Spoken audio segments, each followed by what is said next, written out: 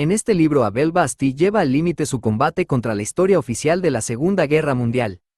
El autor empieza preguntándose, ¿es posible que la historia del siglo XX haya sido muy diferente a la versión que nos enseñaron durante años?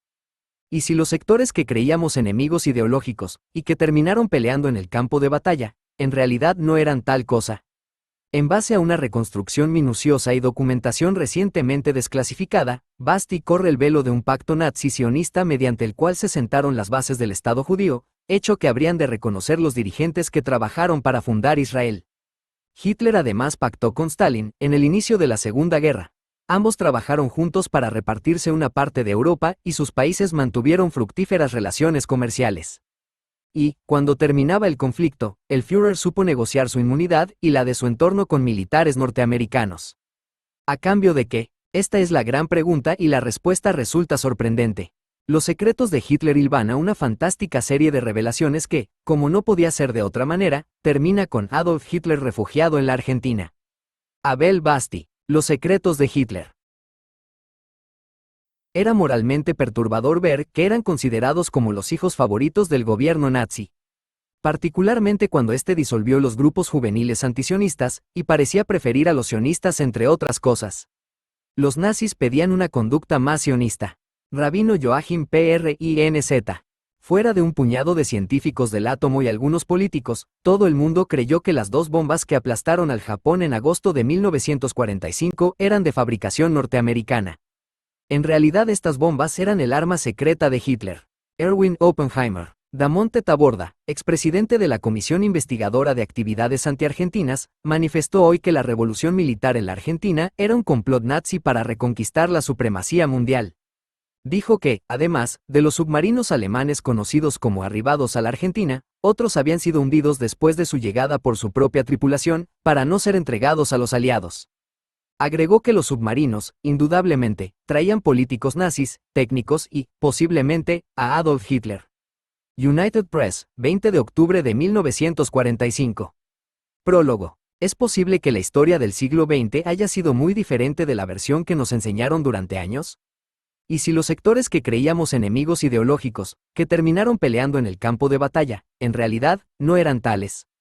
Es posible que los principales actores del siglo XX, mientras aparecían enfrentados ante el mundo, simultáneamente y bajo cuerda, mantuvieran relaciones comerciales y hasta tuvieran afinidades ideológicas. A lo mejor sus principales referentes hacían negocios juntos y compartían, al resguardo de sectas ocultas, una misma filosofía y metas comunes. Si esto hubiera sido así, y sin que se llegue a entrar en una versión conspiradora de la historia, esos sucesos podrían haber ocurrido al amparo de pactos y acuerdos secretos que recién ahora comienzan a ser conocidos. También es factible que las noticias que demostraban las buenas relaciones entre los supuestos enemigos hubieran sido acalladas, cercenadas, quitadas para siempre de los libros de historia, esos textos, con abundantes fechas y nombres, pero sin interpretación alguna de lo sucedido, obligatorios para millones de estudiantes de todo el mundo. Una trama mutilada que heredamos y que se constituyó en la única verdad. Nos llegó una versión tamizada, censurada, cambiada, pulida hasta en sus detalles por quienes trataron de que el pasado fuera otro, para que así los hechos ocurridos desaparecieran en la nebulosa del tiempo. De este modo, la interpretación de la realidad pasada resulta errónea, equivocada, inexacta, precisamente, porque esos sucesos no fueron tal como han sido contados. Este libro trata de ir a contramarcha de aquello que se nos enseñó casi como un dogma, intenta, con documentación y testimonios, fragmentar la coraza de mentiras que escondió la verdad. Para conseguirlo se debe arrojar luz sobre algunos acontecimientos históricos, rescatarlos del olvido, enterrarlos para siempre es la meta que se perseguía en la mayoría de los casos, para volverlos a poner sobre el tapete. Con estas piezas que faltaban sobre la mesa, el pasado resulta diferente y, por lo tanto, cambia nuestra comprensión de la historia. Se tratará, pues, de develar el misterio sobre algunos acuerdos que hoy nos pueden parecer increíbles, porque hemos aprendido una historia que fue manipulada para que, de este modo, no pudiéramos conocer la realidad. Una verdad que, apenas se conoce, asombra, conmociona y horroriza. La revolución bolchevique fue financiada desde los Estados Unidos con la finalidad de acabar con el imperio de los zares, para luego hacer pingües negocios a espaldas de las clases obreras. Esto se logró con creces, precisamente durante el gobierno soviético que, merced a acuerdos con Wall Street, abrió las puertas de Rusia a las empresas norteamericanas. Hacer trizas los imperios, las dinastías y las monarquías absolutistas fue una meta del liberalismo. Con un rey en contra, que se opone a los intereses de las empresas extranjeras, no se puede negociar, tal como ocurrió con el zar Nicolás II de Rusia. Es preferible contar con democracias frágiles. Pero si los dictadores son necesarios, y se pueden hacer con ellos buenos negocios, entonces se deben apoyar los regímenes autoritarios, sumisos a la banca. Por eso, los mismos banqueros y la dirigencia norteamericana también financiaron y apoyaron a Benito Mussolini, promotor absoluto del fascismo, y a Adolf Hitler, el líder del Tercer Reich. Esas ayudas fueron permanentes en el tiempo y, en definitiva, consolidaron el camino que llevaría al mayor conflicto de la historia, la Segunda Guerra Mundial. Aunque Washington aparecía como enfrentada a los gobiernos de la Italia fascista y de la Alemania nazi, la asistencia fue permanente para sostener y encumbrar a ambos dictadores. Y si bien parece increíble, Hitler firmó un pacto millonario con los líderes sionistas, que resultó exitoso a partir de la colaboración entre ambas partes. Un dato que suena fantástico 70 años después, cuando lo que se nos enseñó sobre la relación entre el sionismo y los nazis fue que lo único que le interesaba a la dirigencia del Tercer Reich era matar a la mayor cantidad de judíos posible. Pero la historia nos muestra un acuerdo que se concretó, un pacto mediante el cual se sentaron las bases del Estado judío, tal como lo reconocieron luego los dirigentes sionistas que trabajaron para fundar Israel. De este acuerdo, totalmente documentado y público, nadie habla. ¿Por qué razón? Hitler también pactó con Stalin en el inicio de la Segunda Guerra Mundial, aunque el jefe soviético se ubicaba en las antípodas.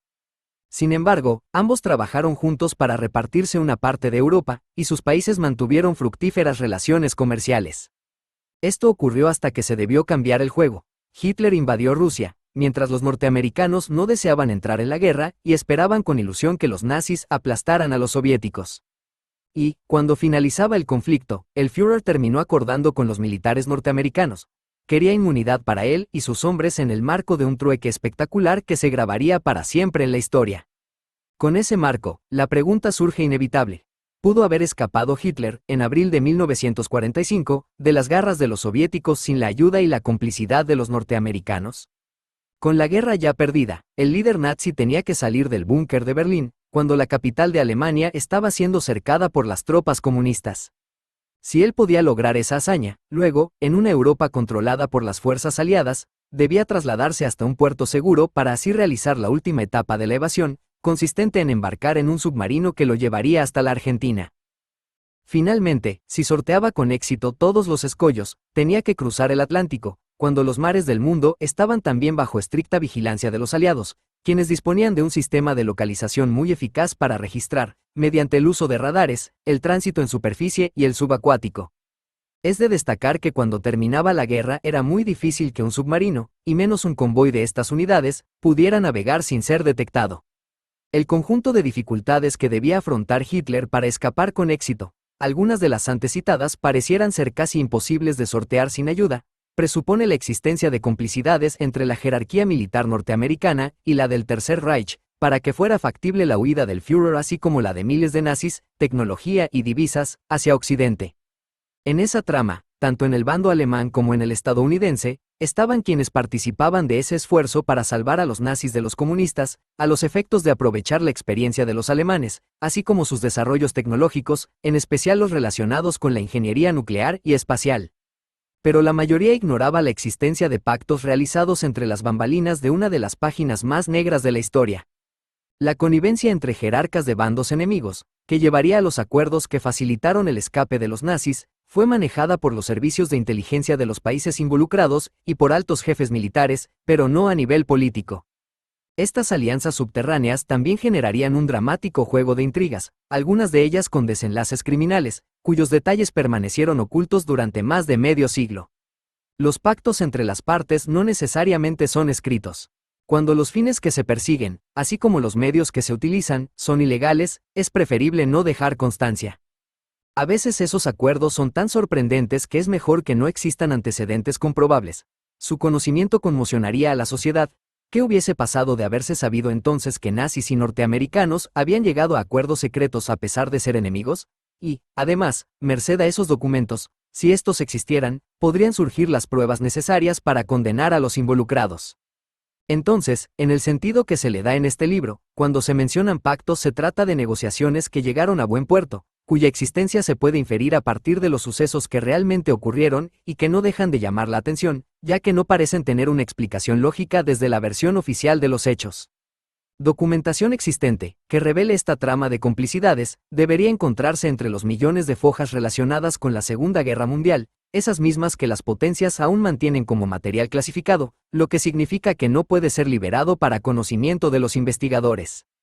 Por ahora han sido desclasificados solo algunos documentos norteamericanos, relacionados con la existencia de la Operación Paperclip, consistente en captar científicos y técnicos nazis, que finalmente terminaron trabajando en los Estados Unidos y para estos. Al parecer, para los norteamericanos, la acepción de técnico era tan amplia y laxa que, con esa calificación, permitieron la entrada en su país de criminales de guerra y jerarcas que conformaron un vasto contingente de inmigrantes, estimado en unos 300.000 nazis, que cruzaron el Atlántico después de finalizada la guerra. De acuerdo con lo dicho hasta aquí, los sorprendentes acuerdos, que se enumerarán más adelante, tienen las características de estar protegidos por una estrategia oficial de silencio que, a pesar de los años transcurridos, todavía perdura. Han existido testimonios y realidades comprobables, como la salida de los nazis hacia los Estados Unidos, que permiten vislumbrar la existencia de esos pactos. El mutismo que se ha impuesto sobre determinados sucesos obedece a la necesidad de los sectores involucrados de que no se conozcan los protagonistas de determinados hechos ilegales. El silencio, una táctica de protección entre las partes, da un manto de cobertura, especialmente, a los grupos que brindaron apoyo ideológico, logístico y financiero, y ayuda de este modo al logro de objetivos que, en realidad, eran y son contrarios a la política pública expresada por esos mismos actores. Otro rasgo de estas alianzas subrepticias es que, como consecuencia de la ejecución de los acuerdos, existió un daño real a la sociedad bajo una forma delictual. Se trata de perjuicios materiales, psicológicos o incluso de la vida de personas. Sin expedientes o con documentación escasa, la existencia de varios de estos acuerdos se puede inferir a partir de los hechos objetivos y demostrables de la historia, algunos de los cuales más adelante serán analizados. Por ejemplo, después de haber terminado la guerra, miles de nazis se salvaron de ser juzgados, y de una condena segura, gracias a la paciente labor de John McCloy, alto comisionado de los Estados Unidos para Alemania, quien, utilizando su influencia como funcionario de alto rango, se ocupó de realizar los acuerdos necesarios para que algunos nazis no fueran llevados a juicio. Se trataba de personajes que seguramente habrían sido procesados por los crímenes cometidos, pero que, de este modo, eran salvados ya que, a partir de esta injerencia del comisionado, no enfrentaron los tribunales. McCloy también trabajó incansablemente para que aquellos que sí fueron juzgados recibieran penas leves, casi simbólicas, también en el marco de una estrategia oficial de ayuda elaborada por Washington. Además, los funcionarios norteamericanos, después de las condenas, y pasado el fragor de los primeros tiempos de posguerra, se esforzaron en lograr amnistías para liberar a los alemanes condenados. Por otra parte, en el seno de las Naciones Unidas, los estadounidenses se mostraron reacios a que los gobiernos de terceros países accedieran a los reclamos de extradición de criminales de guerra nazis, en especial si esos pedidos provenían de estados que estaban detrás de la cortina de hierro. Veían en ello una persecución política contra los nazis y no las sanas intenciones de que se hiciera justicia. Con esta cobertura, garantizada por hombres de inteligencia, funcionarios y autoridades militares, miles de nazis arribaron a los Estados Unidos, donde, en silencio, comenzaron a servir en las Fuerzas Armadas o el servicio secreto. Los técnicos y científicos germanos también pasaron a desempeñarse en dependencias estadounidenses, donde se hicieron los más fantásticos desarrollos científicos del siglo, siempre pensando en su aplicación bélica, especialmente, para diseñar una estrategia que pudiera frenar o combatir el avance del comunismo. Resulta obvio que, para que los nazis pudieran desempeñarse en los Estados Unidos, trabajando codo a codo con sus pares norteamericanos, antes se debió facilitar su fuga, lo que implicó pactar con ellos. La ayuda implementada desde las potencias occidentales también alcanzó a nazis austríacos, fascistas italianos, croatas ustashos, belgas flamencos y colaboracionistas franceses, así como a exfuncionarios y simpatizantes de distintos países que estuvieron bajo la ocupación del Tercer Reich. Ellos fueron puestos a resguardo del comunismo para poder, de ese modo, aprovechar sus experiencias en Occidente, precisamente para luchar contra los soviéticos durante los años de la Guerra Fría. Por ejemplo, bajo protección británica, pudo escapar de Europa el sanguinario presidente de Croacia, Ante Pavelić, quien junto a todo su Estado Mayor se refugió en la Argentina.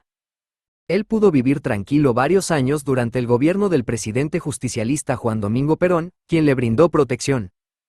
Los reclamos de extradición para juzgar a Pavelić no prosperaron y, en los años 50, agentes comunistas yugoslavos, que respondían al mariscal Tito, balearon a Pavelić en Buenos Aires y lo hirieron gravemente. Luego de ese ataque, el expresidente de la Croacia nazi buscaría un refugio más seguro en la España del generalísimo Franco, que fuera tan permisivo con el Tercer Reich, recluyéndose en un convento católico donde vivió los últimos años de su vida. Ahora bien, el acuerdo nazi norteamericano, que no deja de sorprender a una humanidad a la que se le enseñó que ambos eran enemigos acérrimos, fue el primero de estas características. Si hubiese sido así, se trataría de un evento excepcional y entonces merecería un estudio apropiado. Pero sucede que no es así. La respuesta la tiene la historia y, al analizarla, se ve con claridad que no es el único caso en el que se falseó la verdad con una misma metodología. El bando presentado como enemigo de una de las partes, en realidad, era un socio oculto. Si este tipo de confabulaciones han existido antes de la Segunda Guerra Mundial, lo que se verá en la primera parte de este libro, se podría deducir que se está ante un ardid y un sistema común utilizado por los grupos de poder. Y si se trata de un método, con antecedentes históricos, la cuestión es más espinosa. Si se verifica que es tradicional y se repite en el transcurso de los años, puede suponer más cómplices que los imaginables. Partícipes necesarios enquistados en lo más alto de los poderes públicos y en el sector privado, que se llenó los bolsillos gracias a los conflictos armados. Sin que se supiera abiertamente, desde Wall Street se financió a dictadores, se debilitó a las democracias promisorias y se ayudó, aunque suene contradictorio, a sectores ideológicos antagónicos al floreciente capitalismo. Vale la pena, pues, analizar primero la existencia de esos antecedentes, entre otros, para luego poder darle un marco histórico al acuerdo entre los nazis y los estadounidenses, que en realidad es el resultado de una lógica continuidad de las políticas ocultas del poder mundial. Al afirmarse, como un hecho aislado, que hubo un acuerdo entre los jerarcas del Tercer Reich y los norteamericanos, esto aparece como un suceso fantástico, poco creíble. Pero puesto en contexto, citándose antecedentes y pruebas contundentes, así como a los actores políticos y financieros involucrados, dicha alianza entre enemigos se torna absolutamente verosímil, para volverse entonces una consecuencia lógica de la estrategia desplegada por los sectores económicos internacionales de cara a la etapa de posguerra. El aspecto más sensacional, como resultado de la negociación, fue la fuga del Führer. Pero en realidad la mayor importancia de ese pacto es que posibilitó la transferencia de hombres, materiales estratégicos, tecnología y capital del Tercer Reich a los Estados Unidos. Hitler era solamente un hombre, en cambio, el traspaso de los recursos antes citados sería determinante y crucial con respecto al futuro del mundo, en los comienzos de la Guerra Fría que enfrentaría a Moscú y Washington, aliados bélicos durante la Segunda Guerra, a poco de haber terminado el mayor conflicto de la historia. Al hacer una revisión de sucesos históricos similares, encontraremos otro patrón común de los pactos criminales: el manejo de la información, para presentarla al público de manera diferente, falseándose la trama verdadera. La verdad puede ser ocultada en su totalidad o presentada en forma distorsionada. Por caso, puede decirse que, con determinadas acciones, se persiguen ciertos nobles objetivos, generalmente se citan la justicia, la libertad o la igualdad, cuando en realidad se buscan otros, relacionados con el poder o con los grandes negocios. Así, los mismos hechos tienen dos caras, una secreta y otra pública, manejadas por los medios de comunicación, que están financiados o pertenecen a grupos de poder entrenados en presentar la historia de acuerdo con su conveniencia. Un ejemplo mediático increíble de esa estrategia es la noticia del presunto suicidio de Hitler, información falsa machacada por los medios de prensa durante más de 60 años. Miente que algo quedará, decía el jerarca Joseph Goebbels, encargado de planificar la propaganda nazi, y dicha estrategia ha dado resultado. En este caso, la muerte de Hitler, a fuerza de repetir por años la historia del suicidio, se hizo tan creíble que el tema se puso fuera de toda discusión. La distorsión de la verdad, además del silencio deliberado, es otro patrón común de los pactos criminales. Ningún asesino informa que mató a una persona. Las pruebas pueden ser destruidas y los testigos que no son leales, asesinados. Se puede insertar información o testimonios falsos para crear una realidad ficticia que, a fuerza de ser repetida, se termina convirtiendo en la verdad. Para analizar los hechos más objetivamente, también es necesario desmitificar de una vez por todas a Hitler. Esto es, eliminar tanto las connotaciones demoníacas de su persona, que resultan de la propaganda aliada, como las divinas, consecuencia del manejo de la imagen del Führer manipulada por Goebbels. Ni Dios ni demonio. Si le restauramos su verdadera condición, la de hombre, la historia puede entenderse mejor. Haberlo convertido en demonio, y con esto hacer pensar que todo el poder estaba concentrado en él, lo que es falso, significa distorsionar los hechos, pero, además, encubrir a los cómplices de uno de los mayores dramas que padeció la humanidad. De acuerdo con la teología, el diablo no necesita ayuda, no precisa cómplices, y actúa por propia voluntad. En cambio, el Führer necesitó mucha colaboración, en especial financiera, para llegar al poder y luego tener en un puño a media Europa. Fue Hitler, pero pudo haber sido cualquier otra persona que tuviera ciertas condiciones y cumpliera ciertos requisitos necesarios la que desempeñara el rol de Führer, un papel funcional a las necesidades de los personeros de la política mundial. En esta obra se intentará demostrar que Hitler no era un loco que, luego de alcanzar el poder, lanzó a Alemania a una carrera criminal y suicida. Y que, por el contrario, los hechos que ocurrieron, incluyendo los pasos que dio el caudillo nazi, obedecían a una aceitada planificación que tenía como cómplices a influyentes políticos y empresarios, no solo de Alemania sino de otros países, en especial de los Estados Unidos. Analizar los pactos que hizo Hitler en forma aislada significa poner ciertas limitaciones al estudio de esta cuestión.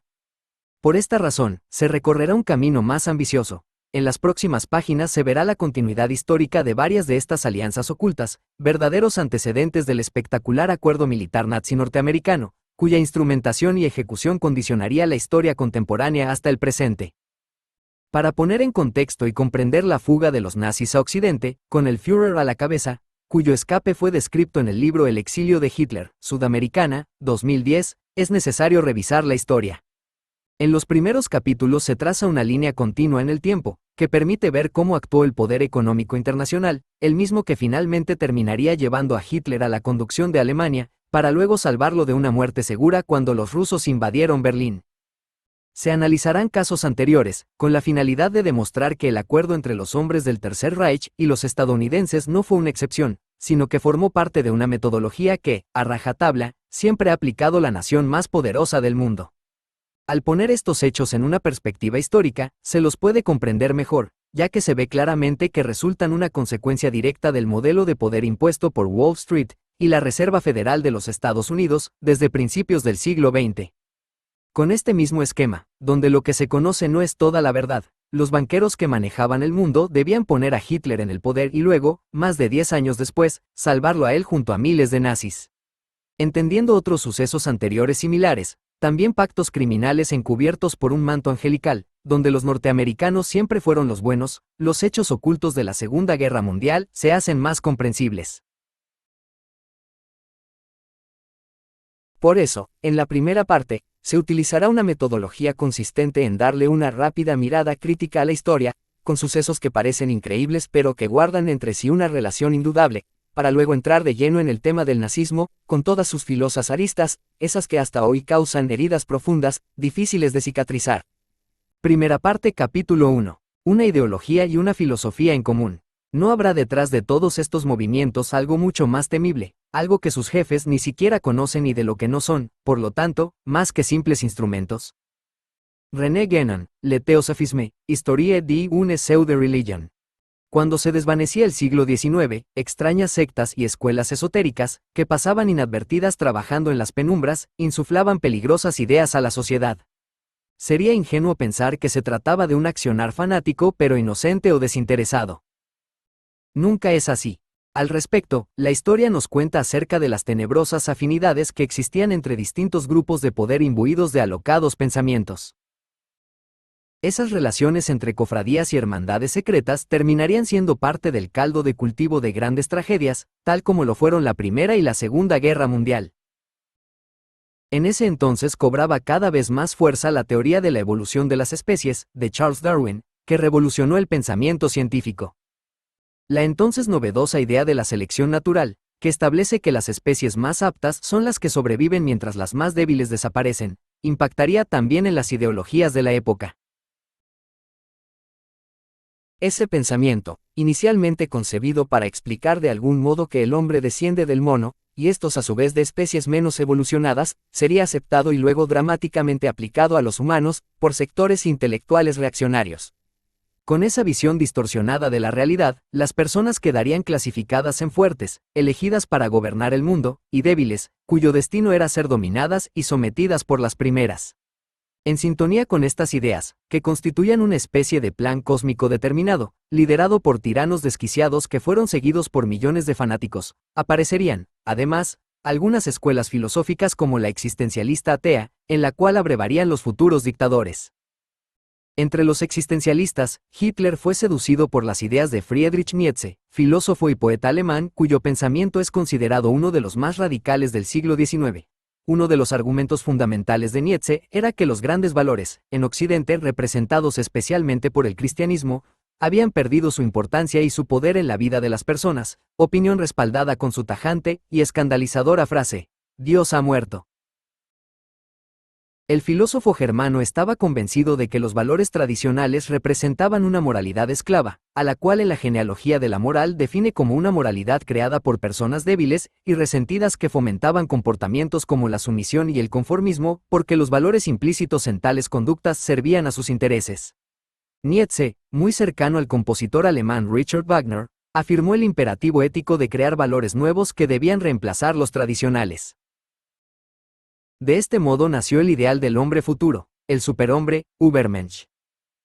La influencia de la cultura griega, en especial los aportes de Sócrates, Platón y Aristóteles, el pensamiento de Nietzsche, influido a su vez por el filósofo alemán Arthur Schopenhauer, y la teoría de la evolución fueron algunos de los ingredientes que ejercerían su influencia de cara a las nuevas ideologías. Con todas estas vertientes, y algunas otras disparatadas variantes, se preparaba y fortalecía el soporte intelectual que sustentaría a los déspotas del siglo XX, justificando con falsas verdades su despreciable accionar.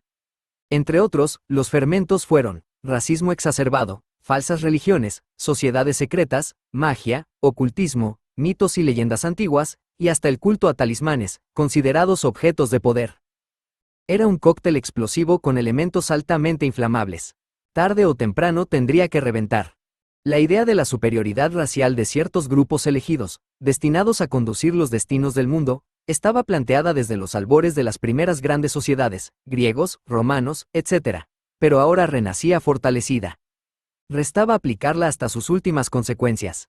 Las afinidades de los poderosos, hablamos de ideología, filosofía y negocios, trascienden las fronteras nacionales y se extienden como raíces entrelazadas de un bosque subterráneo, desconocido para el común de los mortales. Por eso es importante destacar que, detrás de esa realidad que preparaba las grandes guerras, se vislumbraba la presencia escondida de personajes influyentes que integraban sectas exclusivas. Se trataba de quienes manejaban los grandes negocios, como la comercialización del petróleo o la industria bélica. Por tal motivo en esa época, tal como acontece hoy, varios líderes mundiales proclamaban la paz pero, en realidad, buscaban el conflicto armado y la destrucción. La razón: millones de dólares se ganan en cada guerra, aunque esto signifique la muerte de grandes masas de inocentes. Para la cosmovisión de dichas personas, las aniquilaciones humanas, generalmente perpetradas contra pueblos de una cultura diferente, son consecuencia de sus propias ideas segregacionistas, y en el mejor de los casos justificadas como daños colaterales.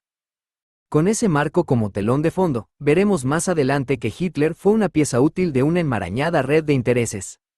No estaba solo. Por eso, tras ser un humilde pintor de Viena, pudo llegar al máximo del poder. Por el mismo motivo, porque sus amigos eran fuertes, permaneció como jefe de una Alemania nazi que llegó a tener el dominio absoluto de casi toda Europa. También, y aunque resulte increíble, merced a esos vínculos pudo escapar ileso de Berlín cuando se desmoronaba el Tercer Reich. La concepción ideológica de Hitler, a diferencia de lo que se piensa habitualmente, no era original. Él, simplemente, desde su mocedad, se embriagó con las teorías en boga. Pero, a diferencia de otros fanáticos, no se quedó con una mera especulación intelectual, sino que aplicó esas creencias en extremo y las llevó a la acción política sin ningún tipo de miramientos o contemplaciones. Además, Hitler tuvo la suerte de hallar importantes financistas para sus planes, y estos, a su vez, tuvieron la habilidad de encontrar al líder nazi. Cuando Hitler era un adolescente, varias mitologías, con las más diversas variantes interpretativas, impregnaban la intelectualidad europea. El futuro Führer no fue ajeno a esas influencias. Desde su juventud, Hitler, nacido en Austria el 20 de abril de 1889, alimentó su fantasía con las óperas de Wagner, cuya sugestiva música sería utilizada durante las ceremonias esotéricas de varias escuelas ocultistas. Entre las primeras obras de Wagner se destacan Der Fliegende Holländer, El holandés errante, y Tannhäuser. En 1864, el rey Luis II de Baviera se convirtió en su mecenas. De ese periodo datan, entre otras composiciones, Tristán e Isolda, y sus óperas Los maestros cantores de Nuremberg, y El idilio de Sigfrido, también Parsifal, su última obra. En Das Judentum in der Musik, El judaísmo en la música, un ensayo publicado en 1850, se manifestó el antisemitismo de Wagner. Allí lamenta la judaización del arte moderno. También afirma que el judío es incapaz de expresarse artísticamente. A partir de la segunda mitad del siglo XIX había cobrado fuerza el denominado racismo biologizante. Uno de sus máximos exponentes en Europa fue el francés Arthur de Gobineau, que impresionó a Wagner, y el inglés, alemán por adopción, Houston Stuart Chamberlain. Ambos difundieron la idea de la superioridad de la raza aria frente al judaísmo. Chamberlain se casó en 1908 con Eva, la hija de Richard Wagner. En las composiciones de Wagner se describían antiguas leyendas como el Anillo de los Nibelungos o la historia del Santo Grial, la supuesta copa de la cual bebió Cristo durante la Última Cena. En relación con esta última, cuando el siglo XX despuntaba y Hitler se estaba formando intelectualmente, el gran maestre Horace Lanz, jefe de la Orden de los Nuevos Templarios, ONT, dijo que el Santo Grial era una especie de acumulador de energía del cual la raza aria, indoeuropeos venidos del este, fundadores del pueblo alemán, extrae sus poderes y su legitimidad superior. En tanto que hijos de los dioses, los arios, han recibido el Grial para mantener sus facultades superiores, intuición, clarividencia, poder para dominar las energías y fuerzas de la naturaleza, etc. Un dato interesante es que Lanz estudiaba en la biblioteca del monasterio Heiligenkreuz, la Sagrada Cruz, y en la de la abadía de Lambach. Algunas de las obras que leí habían sido llevadas desde la India por el prior Theodor Hagen, quien había quedado muy impactado tras un extenso viaje realizado por Oriente. Por esa razón, Hagen, impresionado por la filosofía de esa región del mundo, llenó su iglesia de cruces esvásticas, el símbolo solar hindú de la fuerza y la buena suerte. Justamente para ese entonces el joven Hitler formaba parte, con gran entusiasmo, del coro de la abadía de Lambach. Así, el futuro líder alemán, mientras cantaba con devoción, observaba la cruz esvástica que luego adoptaría como símbolo para la bandera nazi. Posteriormente, cuando llegara al poder, ese signo se convertiría en el central de la nueva enseña nacional alemana. De esos tiempos de su formación, el mismo Hitler contaba: fue sin duda en aquella época cuando forjé mis primeros ideales. Mis ajetreos infantiles al aire libre, el largo camino de la escuela y la camaradería que mantenía con muchachos robustos, lo cual era motivo frecuentemente de hondos cuidados para mi madre, pudieron haberme convertido en un poltrón. Si bien por entonces no me preocupaba seriamente la idea de mi profesión futura, sabía en cambio que mis simpatías no se inclinaban en modo alguno hacia la carrera de mi padre. Creo que ya entonces mis dotes oratorias se ejercitaban en altercados más o menos violentos con mis condiscípulos. Me había hecho un pequeño caudillo, que aprendía bien y con facilidad en la escuela, pero que no se dejaba tratar fácilmente. Cuando, en mis horas libres, recibía lecciones de canto en el coro parroquial de Lambach, tenía la mejor oportunidad de extasiarme ante las pompas de las brillantísimas celebraciones eclesiásticas. De la misma manera que mi padre vio en la posición del párroco de aldea el ideal de la vida, a mí la situación del abad me pareció también la más elevada posición. Al menos, durante cierto tiempo así ocurrió. Como miles de adolescentes, Hitler se formaría escuchando fascinado la teoría de la magia de las runas, la ascendencia cuasi divina de las tribus germánicas, el poder de los símbolos ocultos, la astrología y la alquimia y, además, leyendo literatura antisemita, de gran difusión durante esa época. Era una mezcla de ideas afiebradas con pociones excitantes de racismo, wagnerismo y ocultismo. El futuro líder nazi, que dedicaba varias horas a la lectura y a la pintura, reconocería a Schopenhauer como maestro intelectual. Schopenhauer fue el primer filósofo occidental que, además de proclamarse ateo, puso en contacto los pensamientos de Occidente con los de Oriente. La fusión de las filosofías de Platón y Kant con las doctrinas brahmánicas y búdicas se convirtió en el corazón del sistema schopenhaueriano. Además, Hitler solía citarlo con frecuencia en sus conversaciones y se asegura: en la Primera Guerra Mundial llevaba en su mochila una edición barata de El Mundo como voluntad y representación. Preguntado por Leni Riefenstahl sobre cuál era su lectura preferida, contestó sin dudar: Schopenhauer, siempre ha sido mi maestro. ¿Cómo? ¿No es Nietzsche? Hitler aclaró que a este lo apreciaba como escritor, poeta y artista, pero como filósofo su modelo había sido Schopenhauer. A través de Schopenhauer, Hitler llegó también al Bhagavad Gita, otra de sus lecturas preferidas. De ese modo remontó el origen de la raza aria a los hindúes incorporándolos así a la doctrina del nacionalsocialismo. Por ejemplo, decía: lo esencial de una religión en cuanto tal consiste en el convencimiento que nos da de que nuestra auténtica existencia no se reduce a esta vida, sino que es infinita. Pero la miserable religión judía no nos proporciona tal cosa, es más, ni siquiera lo pretende. Por ello es la más tosca y la peor de todas las religiones. La religión judía es totalmente inmanente, y no transmite más que un grito de guerra que llama a la lucha contra otros pueblos. Schopenhauer pensaba que los judíos podían llegar a tener derechos civiles pero jamás la conducción del Estado. Así lo expresaba: es de justicia que los judíos disfruten de los mismos derechos civiles que los demás ciudadanos, pero darles parte en el Estado es absurdo. Son y serán siempre un pueblo oriental extranjero, por lo que no deben tener otra consideración que la de extranjeros residentes. El filósofo admirado por Hitler calificaba a los judíos como los grandes maestros en el arte de mentir, entre otros duros epítetos que alimentaban el sentimiento racista de los intelectuales de la época. Y así como el futuro Führer tuvo la influencia de determinados pensadores, también estuvieron aquellos intelectuales que, como, por ejemplo, el filósofo Martin Heidegger, se convirtieron al nazismo. Este último se integró al Partido Nacionalsocialista Alemán de los Trabajadores, NSDAP. Nationalsozialistische Deutsche Arbeiterpartei, y su adhesión a las ideas nazis fue manifestada en el discurso que pronunció en la toma de posesión del rectorado de la Universidad de Friburgo en 1933, cargo que ocupó por poco tiempo. En 1945, tras la caída del Tercer Reich, fue destituido como docente de dicha casa de estudios por su simpatía con el nazismo. Después de la Primera Guerra, que terminó con la derrota de Alemania, Hitler, que había sido cabo del ejército durante dicha contienda, se vinculó con la Sociedad Thule, un círculo místico conformado por profesionales, especialmente abogados, militares, nobles y aristócratas.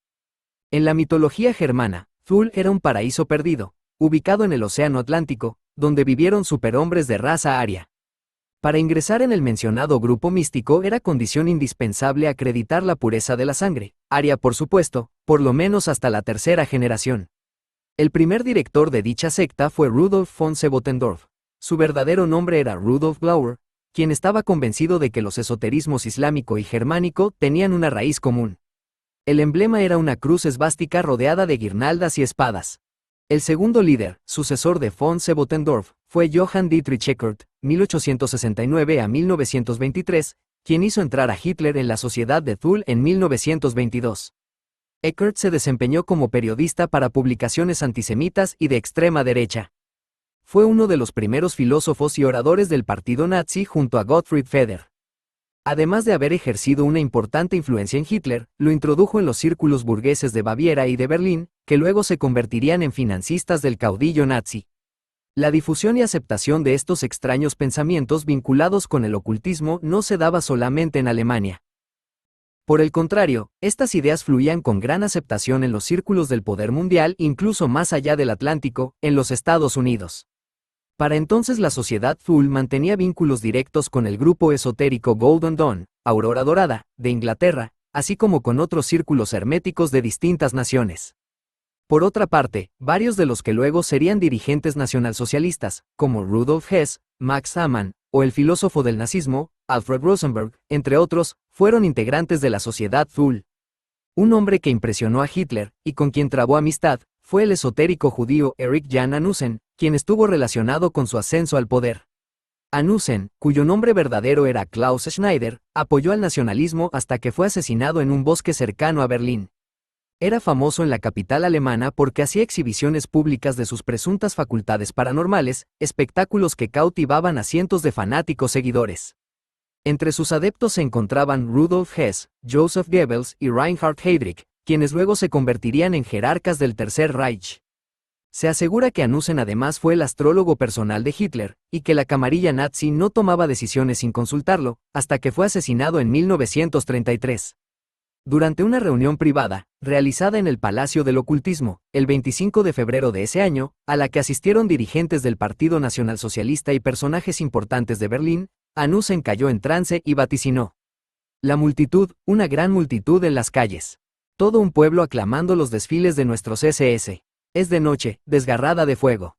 Veo los reverberos iluminados, las luces de la alegría, la cruz en su vorágine de fuego. Es la llama de la liberación alemana, el fuego sobre las viejas servidumbres, el fuego que canta la gran victoria del partido. Ahora alcanza una gran casa. Un palacio. Las llamas salen por las ventanas, se extienden. Una cúpula pronto va a derrumbarse. Es la cúpula del Reichstag que flamea en la noche. 2 días después de la predicción de Hanussen, el Reichstag, el parlamento alemán, se incendiaba como consecuencia de una acción terrorista que ningún grupo reivindicó. Los nacionalsocialistas culparon a los comunistas por el atentado y usaron ese hecho para conseguir el poder absoluto en Alemania. Hitler, que en ese entonces era canciller, aprovechó la situación, declaró el estado de emergencia y exhortó al presidente Paul von Hindenburg a firmar el decreto del incendio del Reichstag, mediante el cual se abolieron varios derechos civiles. Esa misma norma fue utilizada por el partido nazi para detener a opositores políticos al régimen y para controlar la prensa. Lo cierto es que, casi un mes después de haberse producido el incendio del Parlamento, el 24 de marzo de 1933, un grupo de asesinos encabezado por el nazi Karl Ernst, quien fue diputado nacionalsocialista entre 1931 y 1933, detuvo a Hanussen. Algunos rumores involucraban a Ernst y a otros nazis en el incendio del Reichstag. Unos días más tarde, los diarios informaban que su cuerpo había sido encontrado por unos leñadores en un bosque ubicado en las afueras de Berlín. La muerte del astrólogo de Hitler nunca fue esclarecida. Sin lugar a dudas, una de las influencias esotéricas más fuertes para Hitler fue la del profesor universitario Karl Haushofer, también miembro de la Sociedad Thule. Haushofer estaba vinculado con las logias secretas Sociedad Brill y Sociedad del Dragón Verde, quizá por entonces las dos más importantes del mundo. Los integrantes de la Sociedad Brill tenían como símbolo una cruz esvástica, que representaba el sol, a la que saludaban con el brazo extendido. El mismo gesto que, durante la antigüedad, hacían los romanos y que luego adoptaron los nazis. Se trataba de una organización que tenía como propósito alcanzar la fuerza Brill, inspirada en la mitología nórdica.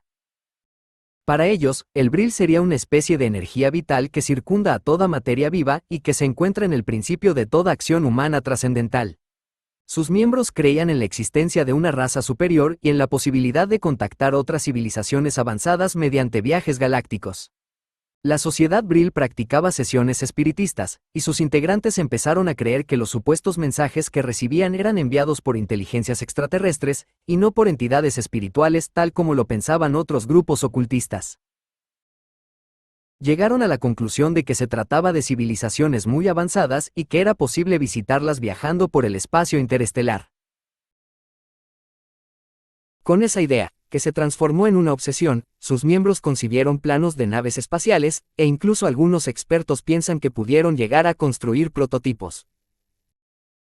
Trabajaron en proyectos de aeronaves diferentes de las convencionales, circulares, al estilo de los platos voladores, calculando que éstas podrían despegar y volar utilizando una desconocida tecnología antigravitacional. La mayor cantidad de los diseños fue concebida en el marco del proyecto Haunebu, dirigido por el científico Victor Schauberger. Este círculo habría persuadido a Hitler sobre la necesidad de desarrollar iniciativas espaciales durante la Segunda Guerra Mundial. En tanto, la Sociedad del Dragón Verde, originaria del Japón, trabajaba junto con el misterioso Grupo de los 72, una secta que reunía entre sus miembros a poderosos personajes del planeta, en especial reconocidos empresarios, militares y políticos. Algunos investigadores creen que el Grupo de los 72 aún hoy está activo. No se sabe bien dónde terminaba una de las cofradías y en qué punto comenzaba la otra, ya que estaban interrelacionadas, realizando tareas secretas que permitieran alcanzar objetivos comunes. El 24 de junio de 1922 se produjo la primera víctima judía del incipiente nazismo, el ministro alemán de Asuntos Exteriores, Walter Rathenau, quien murió en los brazos de su compañera Irma Staub.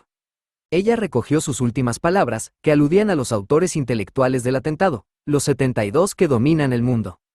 Al parecer, Rathenau había descubierto los movimientos que realizaba la secta y estaba dispuesto a desenmascarar a sus integrantes. Según Jim Robin, y de acuerdo con su libro Hitler, el elegido del dragón. Estos grupos estaban conformados por un círculo del poder mundial, con capacidad para elegir a dictadores o caudillos a los efectos de que estos respondieran a los intereses de los 72 y de la Sociedad del Dragón Verde. Además, ciertas investigaciones revelaron que uno de los miembros de este centro de decisión oculta, la Sociedad del Dragón Verde, dependiente de la autoridad de los 72, era, en 1929, el barón Otto von Bautenas, consejero privado exterior de la República de Lituania y brazo derecho del presidente del Consejo, Waldemaras, jefe del movimiento fascista de los Lobos de Acero, propietario de un yate que llevaba el nombre de Asgard, denominación de una mitológica ciudad nórdica. Auschofer, catedrático de la Universidad de Múnich, considerado el inventor de la geopolítica, sería un guía clave, se podría decir, el principal maestro espiritual de Hitler.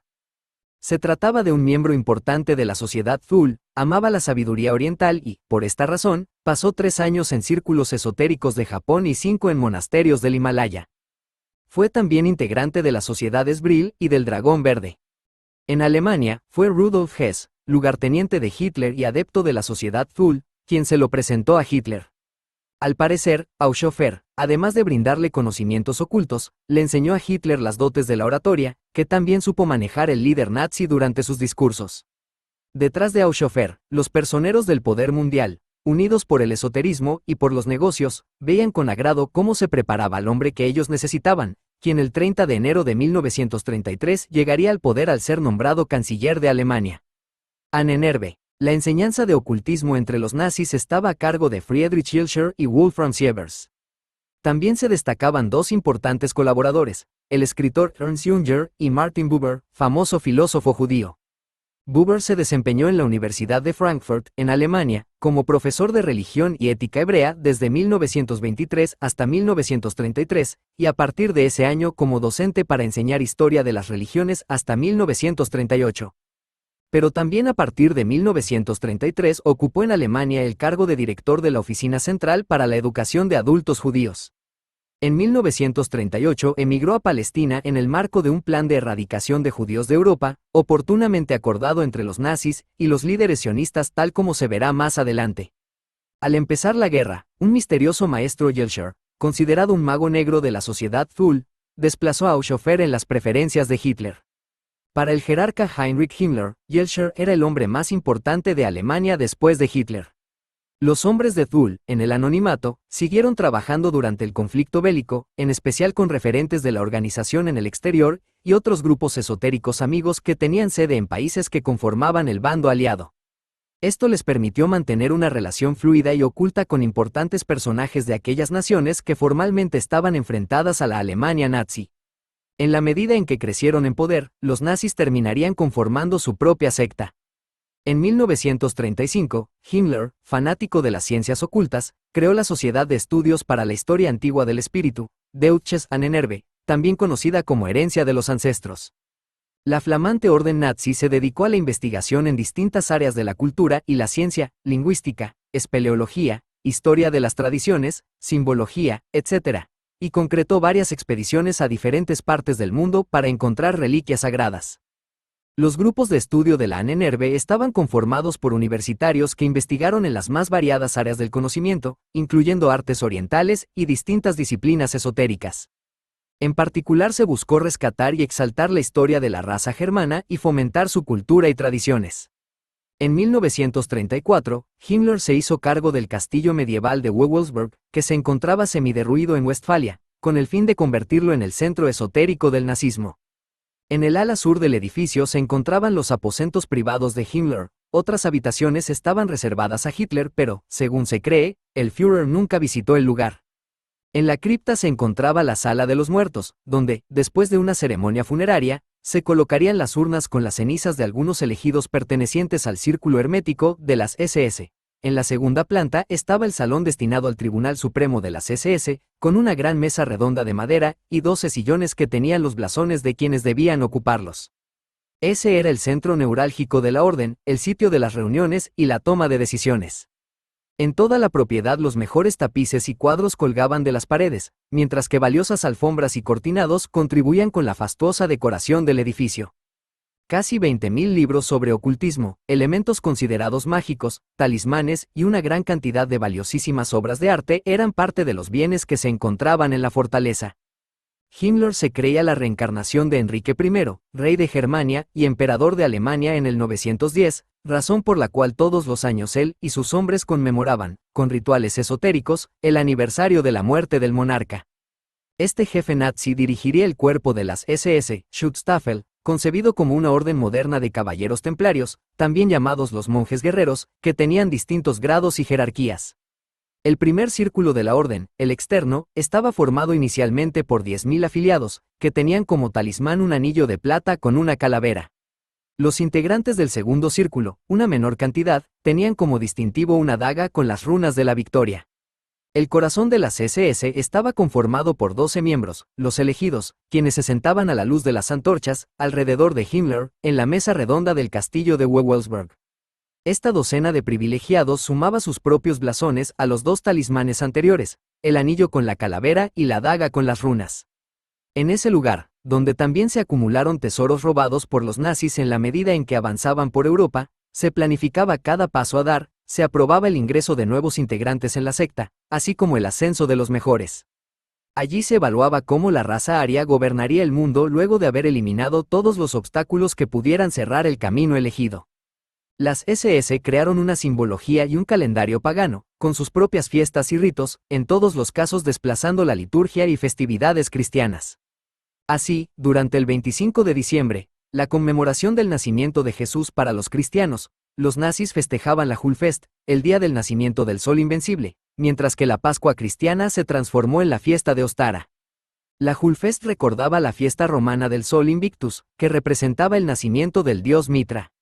En tanto, la fiesta de Ostara se celebraba durante el equinoccio de la primavera, en el hemisferio norte, el 21 de marzo. El nombre se debe a la diosa teutónica de la fertilidad, Eostre. En este último caso, al igual que en el cristianismo, la celebración se realizaba durante la primera luna llena.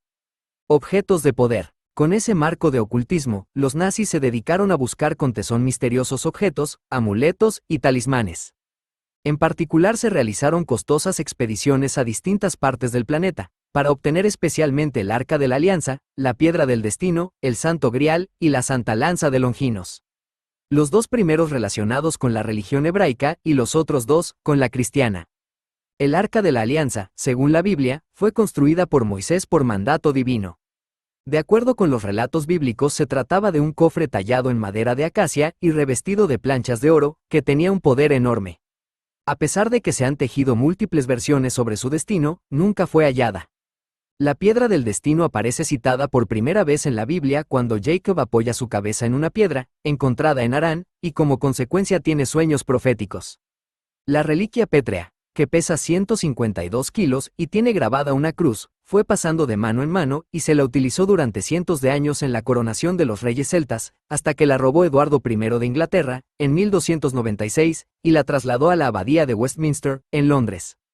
Allí, a su vez, se la empezó a usar durante la ceremonia de coronación de los reyes ingleses.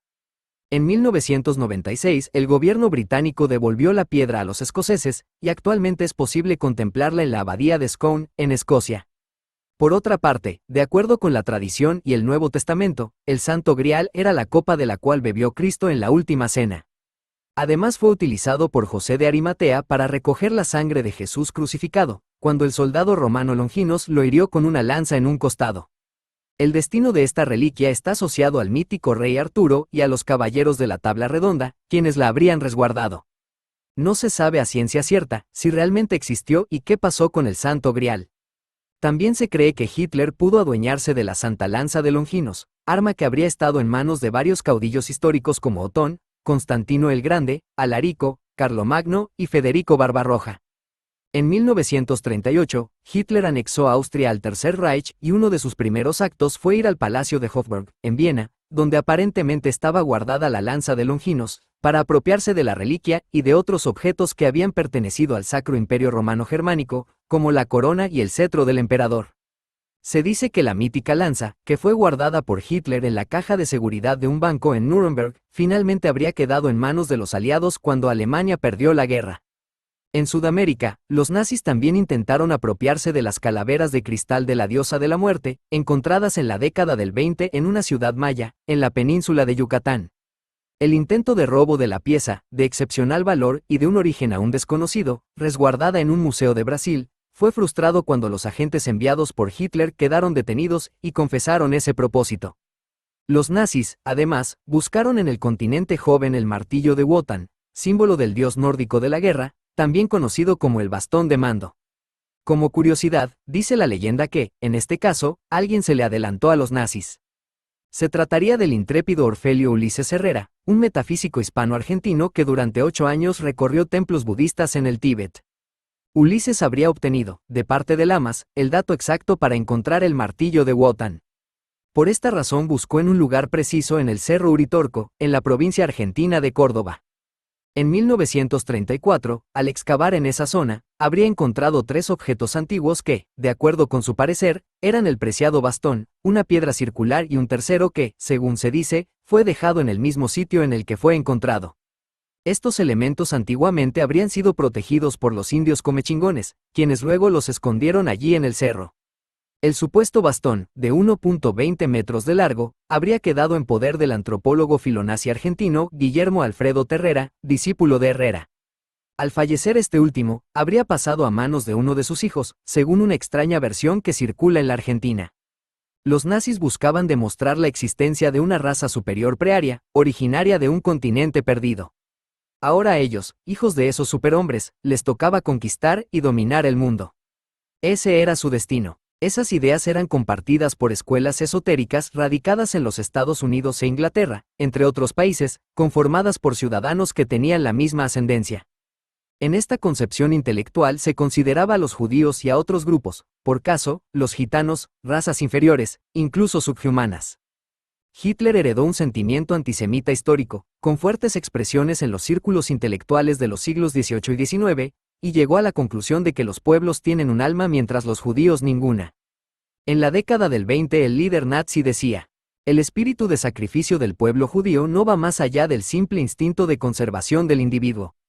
Su aparente gran sentido de solidaridad no tiene otra base que la de un instinto gregario muy primitivo, tal como puede observarse en muchos otros seres de la naturaleza.